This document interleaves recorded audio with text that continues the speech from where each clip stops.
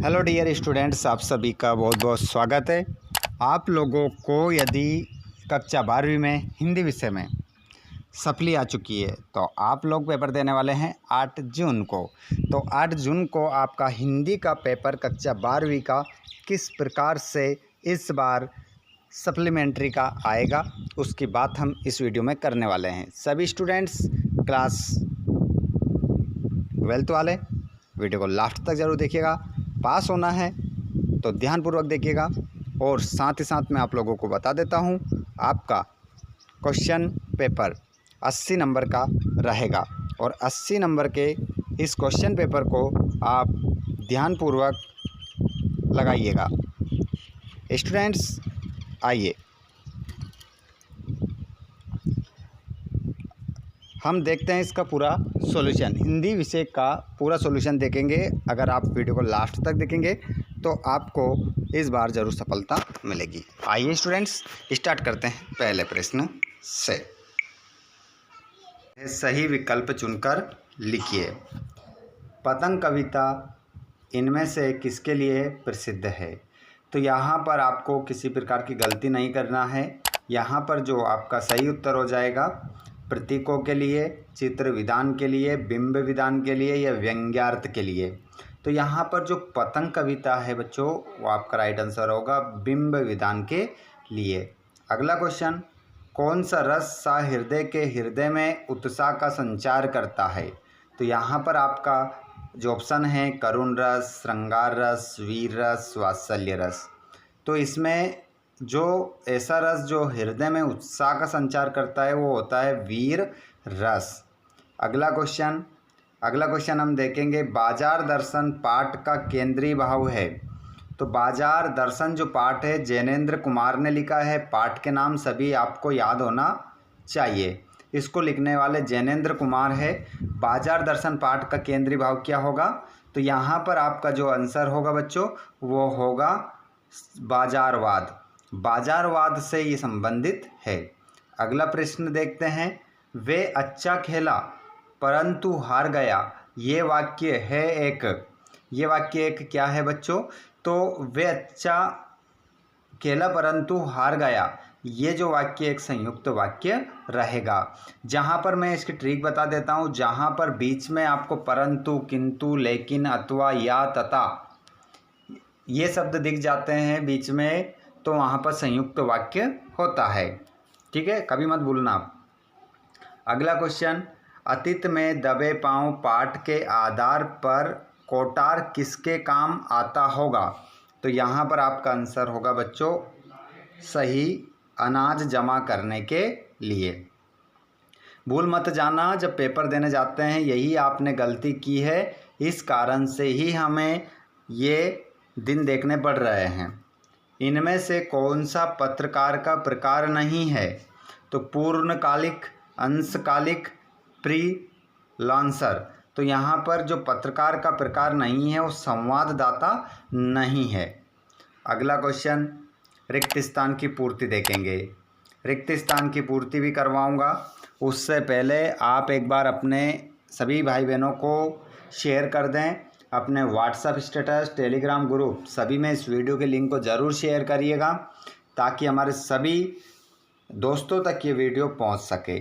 चलिए, प्रश्न नंबर पहला, तुमने को सहूलियत से बरतना कभी नहीं सीखा? तो इस खाली स्थान में आ जाएगा भाषा। तुमने भाषा को सहूलियत से बरतना कभी नहीं सीखा। श्रृंगार काल का अन्य नाम है। तो श्रृंगार काल को हम एक नाम से और जानते हैं रीतिकाल। इसमें आएगा रीतिकाल। और अगला क्वेश्चन है, काव्य में बिंब को माना जाता है। तो यहाँ पर काव्य में बिंब को जो माना जाता है वो शब्द चित्र माना जाता है या बिंब चित्र माना जाता है या मर्म चित्र माना जाता है? तो काव्य में बिंब को जो माना जाता है वो शब्द चित्र माना जाता है। काव्य में बिंब को माना जाता है, बिंब चित्र मानेंगे। ठीक है, शब्द चित्र नहीं, बिंब चित्र। अगला क्वेश्चन है, बाजार में एक है। तो बाजार में एक क्या है बच्चों? तो आंसर हो जाएगा जादू है। क्या है? जादू है। किसी को भी अपनी ओर आकर्षित कर लेता है। अगला क्वेश्चन, कभी कभी कहते हैं ना मैं तो आज का गया था, बाजार गया था, कुछ भी काम नहीं था, लेकिन 1000 रुपये क्या कर गए, उठ गए, ये सामान ले आया, ये ले आया, बहुत सारा सामान लेकर आ गया, लेकिन लेने कुछ नहीं गया था। ठीक है, तो इस प्रकार इसे कहा गया है कि बाजार में क्या होता है, जादू होता है।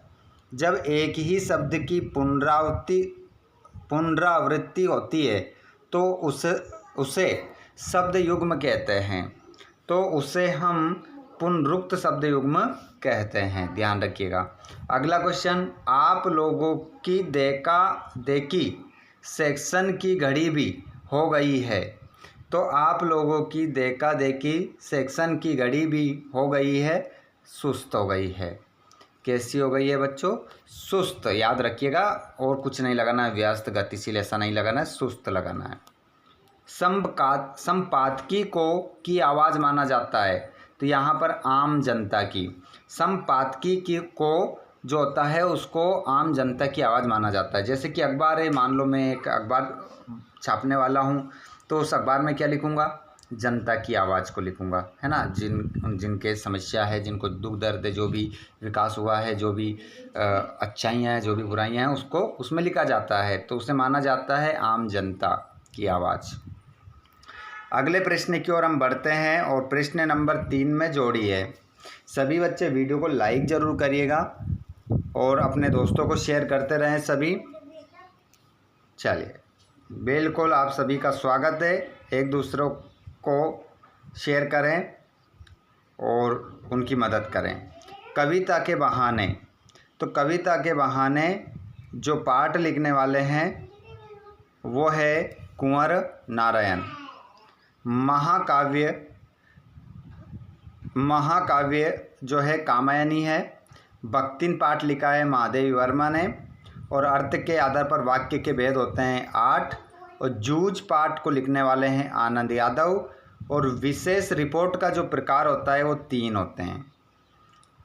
ठीक है, तो ये हो चुका है हमारा क्या, सही जोड़ी। उसके बाद में यहाँ पर हम देखेंगे निम्नलिखित प्रश्नों के उत्तर एक वाक्य में देना है। राम की शक्ति पूजा कविता के रचनाकार कौन है?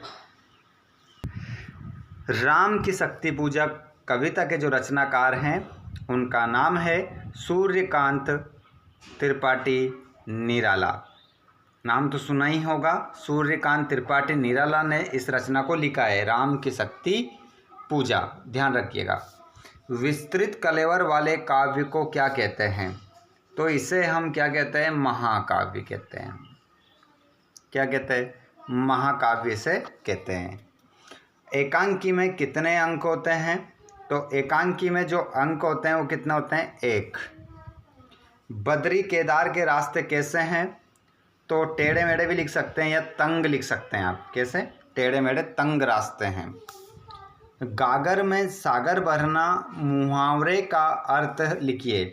तो गागर में सागर भरना मुहावरे का अर्थ है थोड़े में अधिक कहना। थोड़े में अधिक कहना इसका अर्थ हो जाएगा, थोड़े में अधिक कहना। ठीक है।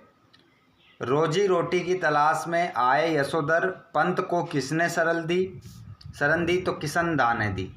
क्या लिखेंगे, किशन दा, जिनका दूसरा नाम क्या है, कृष्णानंद पांडे। ठीक है, तुम्हें तो ये लिखना है किशन दा। और HTML का फुल फॉर्म क्या होगा?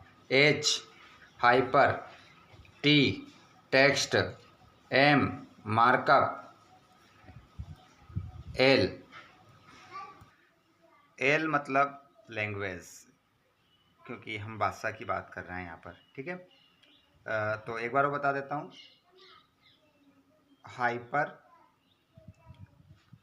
हाइपर टेक्स्ट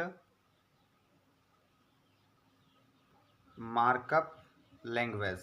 ठीक है, याद रखिएगा, ये इसका फुल फॉर्म है। अगला हम देखते हैं सत्यासत्य। बच्चे दिशाओं को डफली की तरह नहीं बजाते हैं, तो इसका आंसर क्या हो जाएगा, सत्य। क्योंकि किसकी तरह बजाते हैं, मृदंग की तरह। सही तो बात है, नहीं बजाते हैं, सत्य लगेंगे। यहाँ पर क्या लिखेंगे, सत्य। ऐसे निशान नहीं लगा कर आना है, सत्य सत्य लिख कर आना है। गे मुक्तक को प्रगीत भी कहा जा सकता है, बिल्कुल सत्य।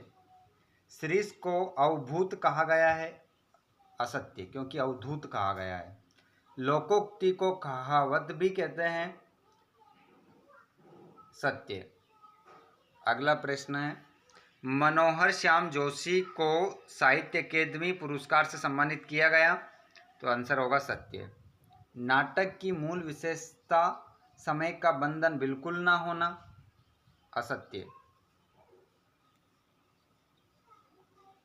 नाटक की जो मूल विशेषता है समय का बंधन बिल्कुल ना होना, ऐसा नहीं है, समय का बंधन होता है। और अगला क्वेश्चन है, अब देखेंगे हम 2 नंबर का, नई कविता के 2 कवियों के नाम एवं प्रत्येक की एक एक रचना का नाम।